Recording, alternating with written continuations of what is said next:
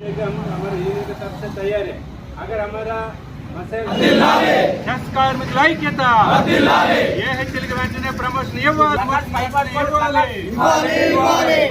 ఎఫ్టీఏని వెంటనే విడుదల చేయాలి, ఏహెచ్ఎల్ పట్ల యాజమాన్య మొండి వైఖరి నశించాలి, ఏహెచ్ఎల్ యాంజిల్ ఇంక్రిమెంట్ వెంటనే ఇవ్వాలి, ఎఫ్టీఏని వెంటనే మొండి వైఖరి నశించాలి. కార్మికుల ఐక్యత ప్రదం చేయండి, ఏహెచ్ఎల్ పట్ల యాజమాన్య మొండి వైఖరి నశించాలి, చేయండి 72 గంటల విధులు బహిష్కరణ జయప్రదం చేయండి. ఈ సెస్ పరిధిలో సెస్ కార్మికులు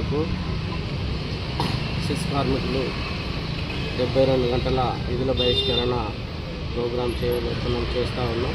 ఎందుకు అనంటే ఈ సెస్ పరిధిలో ఒక 10 డిమాండ్లతోని కార్మికులు మా ముఖ్యమైన డిమాండ్లు ఏంటంటే ఈ సెస్ పరిధిలో విధి నిర్వహణలో కరెంటు షాక్ వచ్చి చనిపోయిన వారికి పర్మనెంట్గా ఉద్యోగాలు ఇవ్వాలని డిమాండ్ చేస్తూ ఉన్నాం.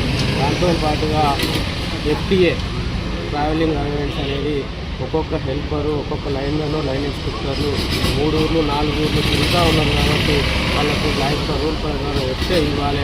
ఎన్ని రోజులు ఇచ్చేది గత 8 నెలల నుంచి ఎఫ్టీఏ కూడా తీసేయడం జరిగింది.